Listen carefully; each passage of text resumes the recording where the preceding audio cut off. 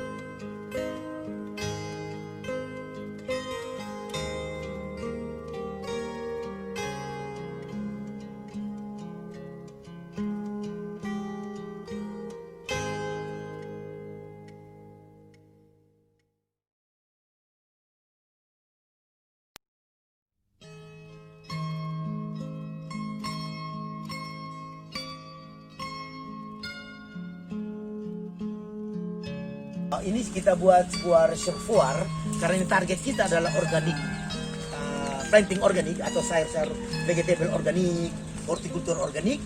Maka kita harus menyiapkan air yang bersih, baik untuk menyiram maupun untuk mencuci. Air kita tidak ambil sembarang karena air ini akan uji di BPOM, Badan Pengawasan Obat dan Makanan. Ini 5.000 liter target. Ini kita sudah instalasi semua. Nah, kenapa kita instalasi di daerah ketinggian ini? Agar turun ke daerah kebun kami ini gravitasi, tidak membutuhkan teknologi lagi energi. Sehingga ini sekali isi 5.000 liter untuk menyiram beberapa hari, karena sistem penyiraman kami dengan drip irigasi ini bisa ada di sana yang pelai sudah syuting tadi. Ini yang penting untuk penghematan air. Jadi butuh air bersih di kebun ini, tidak menyiram dengan sembarang air. Karena target kami menjual sayur dengan harga yang lebih layak dari yang ada di pasar. Target kami sayuran yang ada di sini kita masukkan di rumah sakit umum, rumah sakit Eskalerik, rumah sakit Bayangkara, dan rumah sakit swasta lainnya. Karena makanan yang dikirim ke sana benar-benar harus bersih, harus sehat. Terima kasih.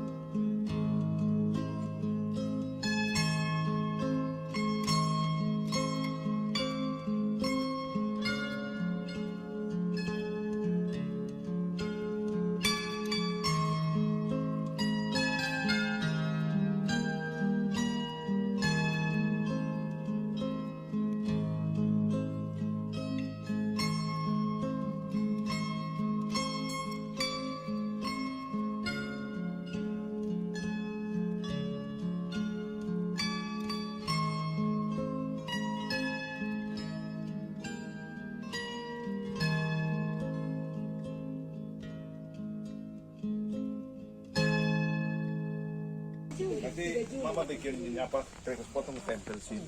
Iya, jadi Bapak dengar kok. Ini nanti tulis itu Bapak kasih tahu nama dia. kelompok, itu jumlah anggota berapa, ketua siapa, lalu nanti itu lepas ikan itu mulai kapan, dengan ukuran itu, jumlahnya berapa banyak, ukuran itu antara berapa ke berapa.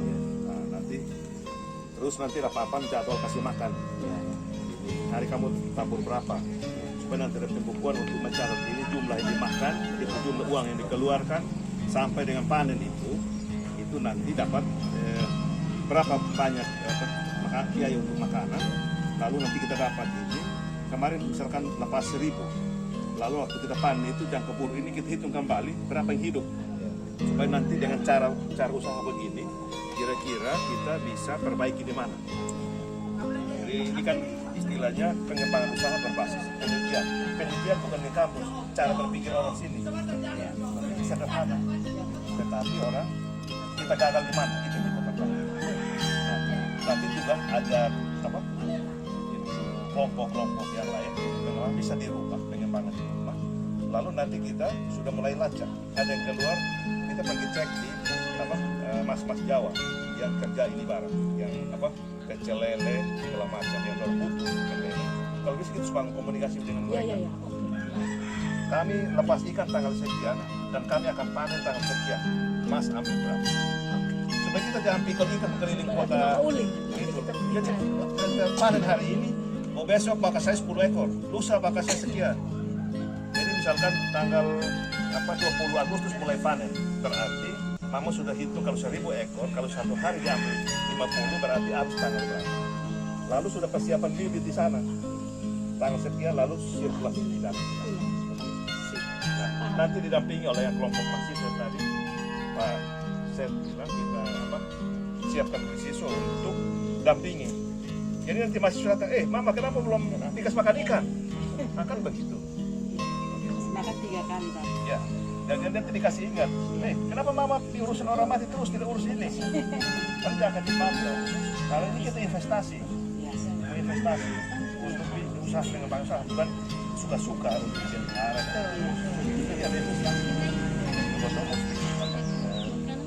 pengen banget. Ini juga nanti bocor. Belum.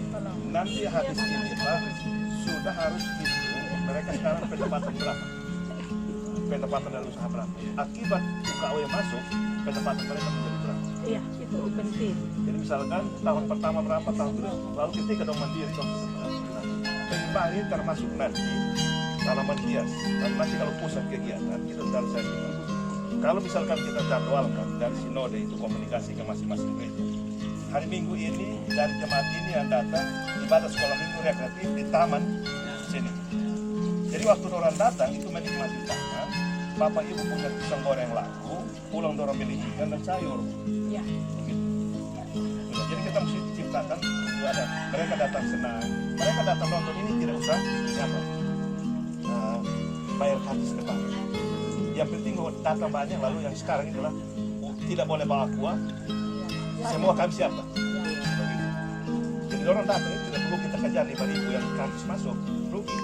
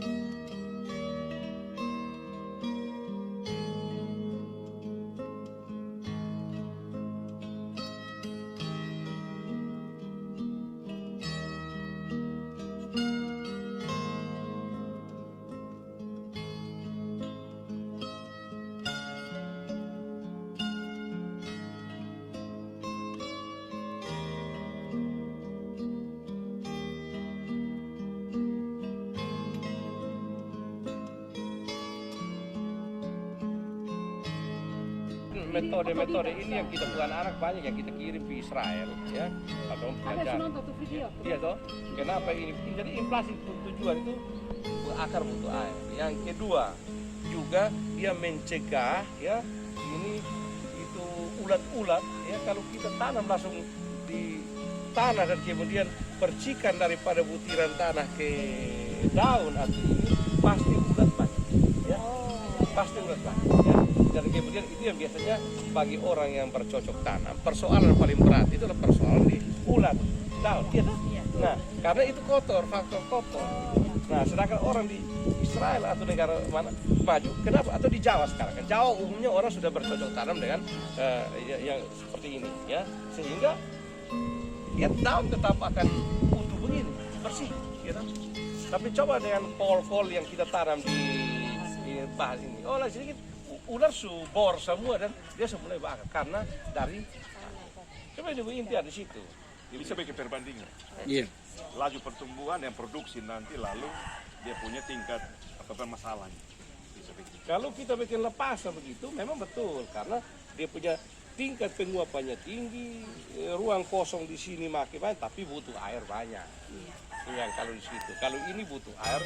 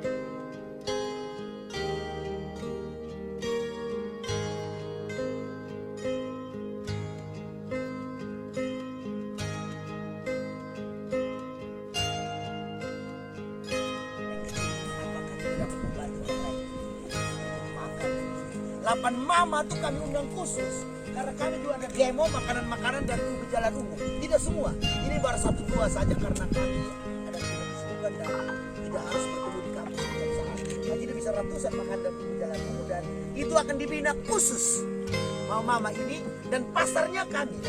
Ubi ini pasarnya kami siap, kami mencari bersama-sama. Ketika Mama nanti bikin ini difasilitasi oleh kami, oleh Ibu Sufi dan teman-teman dari DPR dan Kementerian Kabupaten Tuban, kita kolaborasi yang akhirnya kita bisa bersama-sama membangun masyarakat kami. Dan universitas tidak saja berpikir teori, tapi sudah terjun ke lapangan untuk membantu masyarakat secara nyata. Saya juga telepon kepada kelompok tadi di Manusan, ada 7 orang datang ke sini dan sebagai pimpinan universitas, terus Ibu Sofi sebagai pimpinan masyarakat dan masyarakat mencabut dan kita mewawancarai ini 3 orang ini untuk kita sampaikan kepada publik apa yang kita lakukan kepada dunia hari ini. Jadi kita minta apa yang kepada Tuhan kemarin kita di bulan pertama di Gerakan Kiri itu hujan kurang. Bulan kedua lah babi-babi mati. Bulan ketiga itu pandemi. Jadi kita mulai mencegah. Kita usah persoalkan kenapa NTT itu karena kita dilengkapi dengan pengetahuan dan teknologi. Cuma kita yang belajar bisa-bisa. Ilmu di tempat lain itu dikembangkan dan kemudian itu dipakai supaya kita menjadi. Setelah saya tahu, saya makin baik setelah kita tahu. Bukan setelah tahu kita tidak tahu. Hamzah mengatakan orang bodoh tidak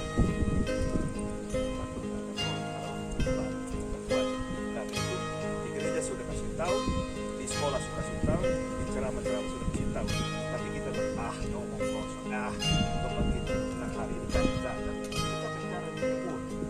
Itu artinya kebun ubi ini yang tadi itu kita mau menambah kekayaan. Kita mau menambah kekayaan. Kita sudah ada jagung, sudah ada padi, sudah ada ubi, ada lampu dan lain-lain. Tapi hari ini tambah lagi satu supaya kita maju. Karena persoalan perubahan iklim itu urusan Tuhan. Jangan kita persoalkan kenapa Tuhan buat. Tetapi ketika Tuhan mengerjakan itu, kita bisa menyelesaikan diri karena kita punya kekayaan. Kita akan mendampingi. Nah, itulah manfaat. Ubi ungu ini sebetulnya ada dia punya istimewanya. Istimewanya cuma bahasanya bahasa asing. Dia mengandung antosianin. Waktu saya pikir itu antosianin, warna ungu. Jadi antosianin itu berasal dari warna ungu. Anto itu warna, ungu itu sianin. Jadi istimewanya itu dia. Kenapa itu antosianin? Dia itu dapat mencegah semua yang namanya peradangan, semua yang namanya kanker, semua yang namanya pembengkakan. Nah itu dia manfaat.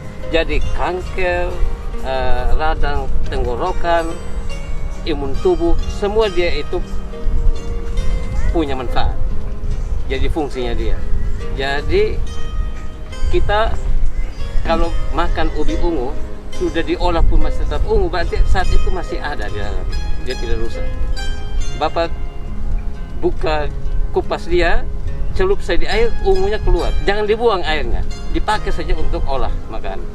Karena itulah zat yang punya senyawa yang bermanfaat untuk kesehatan tubuh. Sebetulnya saya sudah bikin buku untuk semua pangan lokal. Waktu itu mau kerjasama dengan Ibu Gubernur. Ibu Gubernur minta bikin resep makanan fungsional, makanan yang punya fungsi untuk mencegah penyakit pada manusia. Jadi istimewa sekali ubi ungu ini, sehingga waktu pas saya memperkenalkan itu, saya menampung semua produk, ini hanya sebagian yang dari ubi ungu. Tadi kita di jalan sudah hitung-hitung, 1 kilo ubi ungu itu bisa menghasilkan 250.000 uang.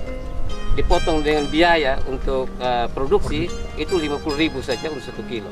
Sehingga keuntungan kita kalau bikin ubi ungu itu bisa 200.000 rupiah 1 kilo. Apalagi kalau ton-ton tadi. Nah itu kita sudah hitung itu. Jadi tidak perlu bahasanya yang sulit. Ya. Warna ungunya itulah yang punya manfaat untuk kesehatan kita. Jadi kalau ada yang diabetes, makan ubi ungu. Kalau ada yang kanker, makan ubi ungu. Bukan hanya ubinya, daunnya juga. Daunnya juga itu bermanfaat untuk kesehatan masyarakat. Nah itu mungkin dari segi ilmu. Iya. Ya. Oke. Terima kasih, Pak. Oke, terima kasih. Tepuk tangan. Jadi kita mau Dibuat ketua DPR Kabupaten, Supi, Pak Rektor, kawan-kawan, para orang tua, ya semua yang ada di sini. Ya, saya tidak banyak bicara bahwa hari ini kita ada di tempat ini, di kampung ini, tapi kita sementara mengerjakan suatu pekerjaan untuk pekerjaan bertujuan dunia, kelasnya kelas dunia.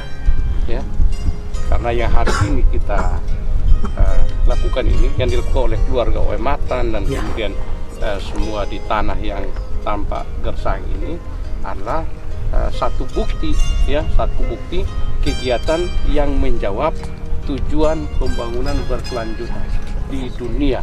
Ini satu tujuan global, satu tujuan yang diwacanakan sampai dengan tahun 2030 oleh PBB, ya, oleh PBB untuk mengatasi masalah-masalah terkait dengan kesejahteraan masyarakat. Salah satu tujuan daripada SDGs ini adalah untuk climate action, atau bagaimana aktivitas atau kegiatan-kegiatan di daerah-daerah atau wilayah yang mengalami pergeseran klimat atau musim kemarau atau pengaruh musim kekeringan seperti ini.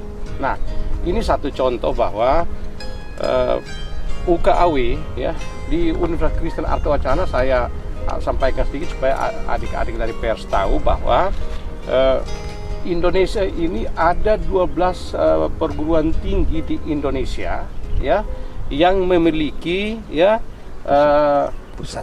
pusat ya SDGs, ya. Jadi pusat SDGs atau Sustainable ya Development Goals, ya. Jadi ada center, ada 12. Dan dari 12 perguruan tinggi di Indonesia ini, satu-satunya perguruan tinggi swasta di Indonesia yang punya SDGs itu adalah Universitas Kristen Artawacana Kupang. Tidak ada lagi. Ya.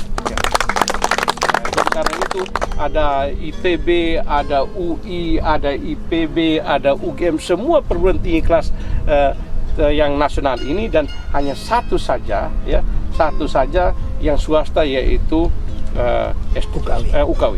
Dan karena itu UKW saat ini, nama UKW tercatat di dalam database dunia, ya, database PBB sebagai universitas yang ya ikut memikirkan dan ikut menangani masalah-masalah terkait dengan SDGs.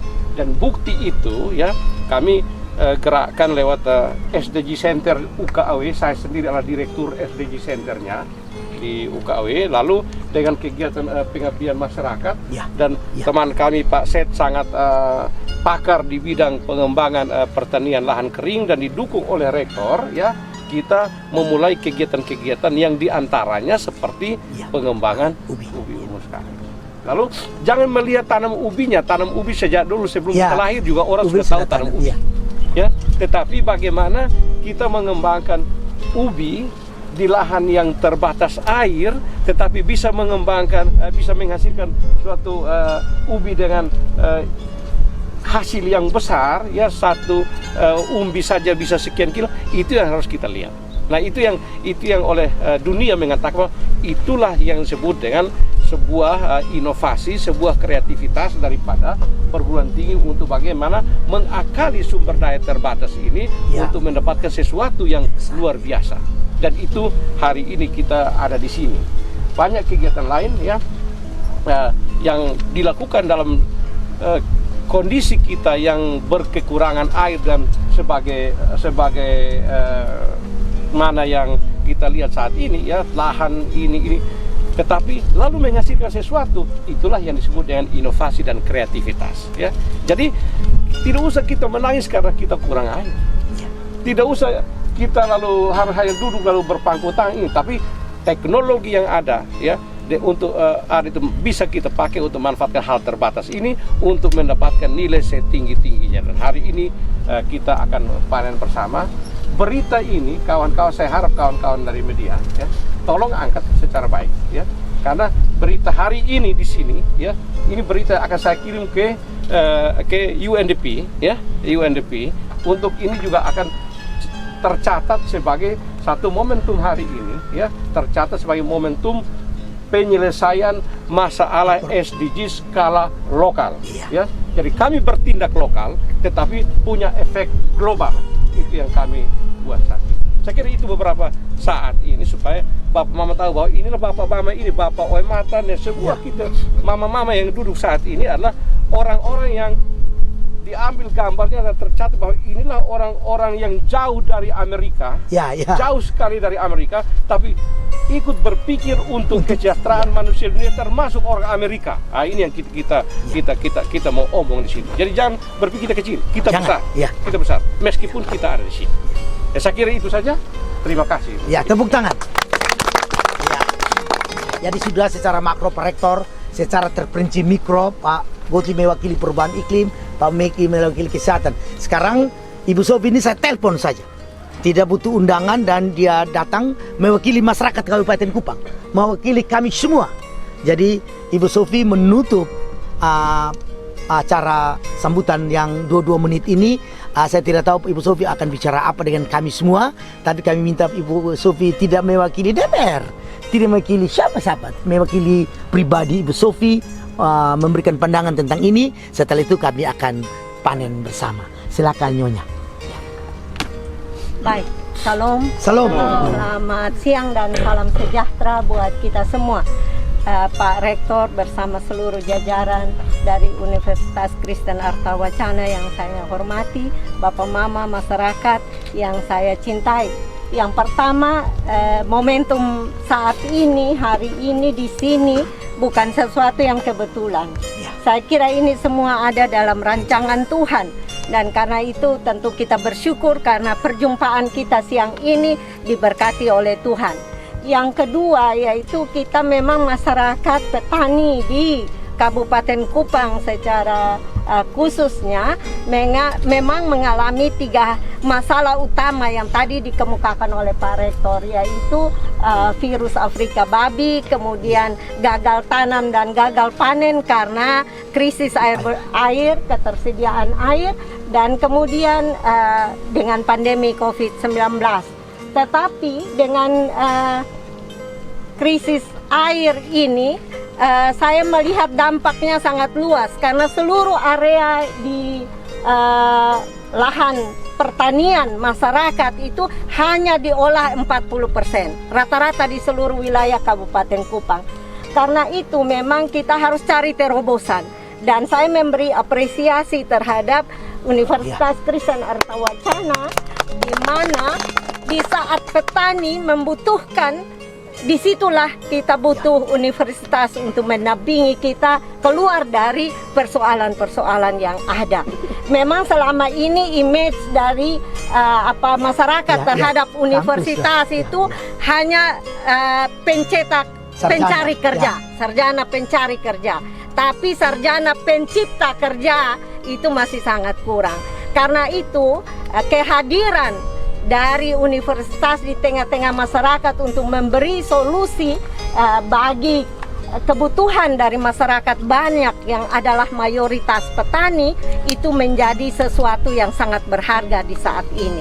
Karena itu memang kita perlu inovasi-inovasi. Kalau kita sudah tidak bisa lagi tanam padi karena keterbatasan air, maka tentu kita harus cari solusi apa yang bisa kita tanam untuk menghasilkan. Persoalan petani juga, mereka hanya bisa memproduksi, tapi pemasarannya, kemudian nilai tambah dari hasil produksinya, mereka tidak memiliki itu. Dan karena itu saya kira universitas hadir untuk menjawab persoalan pemasaran dari hasil produksi petani, sekaligus memberi nilai tambah bagi hasil produksi petani. Itu merupakan satu dambaan dari masyarakat di Kabupaten Kupang. Dan saya sebagai wakil dari perwakilan dari representasi masyarakat Kabupaten Kupang tentu berterima kasih kepada Universitas Artawacana, karena kita tidak hanya bicara tentang teori, tapi kita menyaksikan praktek nyata masyarakat yang didampingi oleh universitas, dan kita berharap bahwa ini merupakan satu solusi bagi kita di tengah persoalan-persoalan yang kita hadapi saat ini. Saya kira itu saja. Terima kasih. Tuhan memberkati. Ya, terima kasih, tepuk tangan.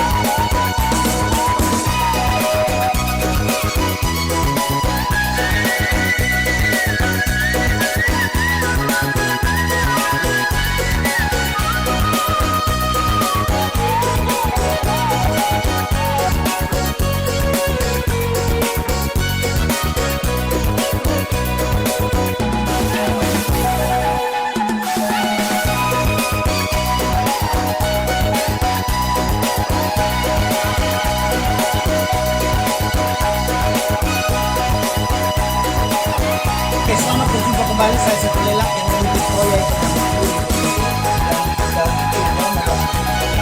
baik dari sakit tani dan kemarin kita sudah panggil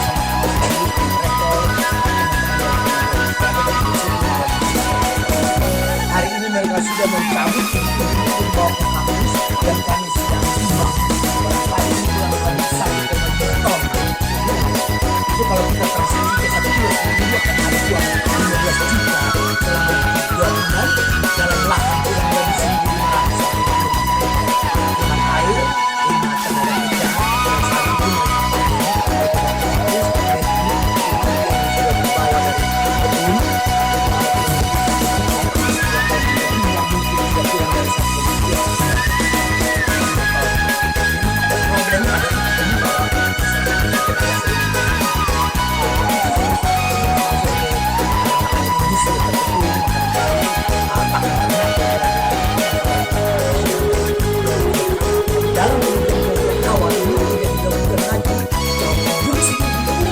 yang kurang menunjukkan di mana-mana yang hebat, yang hanya coba mengukur ketinggian tertentu. Ternyata kita sudah coba di Pulau Timur ketinggian hanya sekitar 100 meter dari permukaan laut menghasilkan 1 ton dan pemerintah juga memberi 20 sampai 25 ton hektar dalam 2 bulan. Dan ini merupakan hasil riset penelitian kami dari laboratorium kami, Fakultas Pertanian Universitas Artawacana, yang kita membagi ke beberapa tempat untuk coba di lapangan. Ternyata sudah cukup berhasil. Ubinya cukup baik. Kami lihat rata-rata 1 kilo itu ada 2 sampai 3 kilogram. 1 buah itu rata-rata antara 250 gram sampai 2 kilogram per buah. Kalau kita lihat ini 113 gram, ini mungkin beratnya sekitar 80 gram. Ini semua dipesan oleh beberapa kampus. Dan kita punya konsep ke depan. Beberapa lapangan akan mensosialisasikan kepada semua organisasi, kepada masyarakat, kepada gereja, kepada rumah sakit, lapas, panti asuhan, masyarakat umum, bahwa mungkinkah orang kota itu ada yang makan ubi ini per orang satu hari itu 200 gram atau 100 gram saja. Apabila penduduk kota Kupang ada 400 ribu jiwa, kalau satu orang makan 100 gram saja berarti satu hari itu akan lalu 4 ton. Satu bulan itu 10 ton. Pada tahun 1 ton itu akan ada 1,2 miliar. Kita membelanjakan ubi ke masyarakat pedesaan, sehingga masyarakat kota mendapatkan makanannya dan masyarakat pedesaan mendapatkan investasi.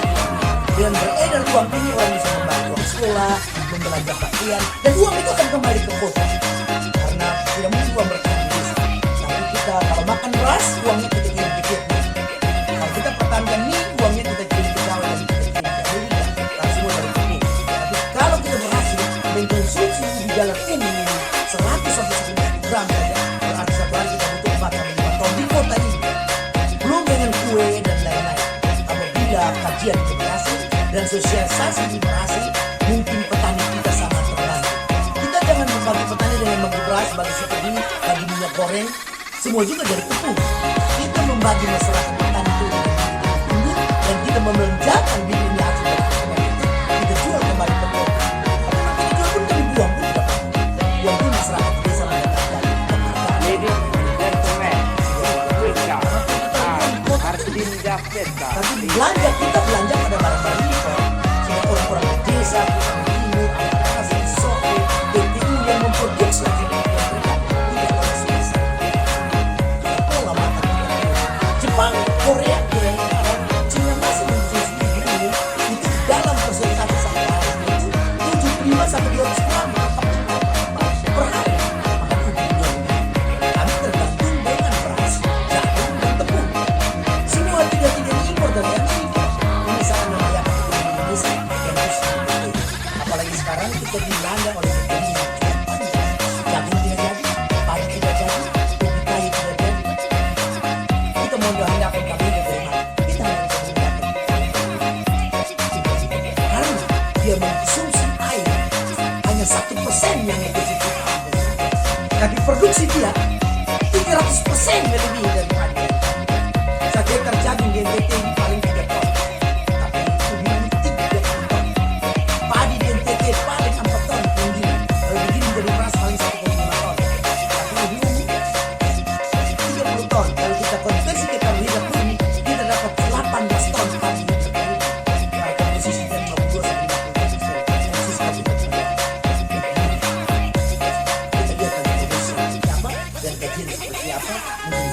Bisa bukan 100 tahun baru orang terserah. Yang penting dari segi kepastian ilmu, kepastian pasar, kepastian tenaga kerja harus kita mencoba.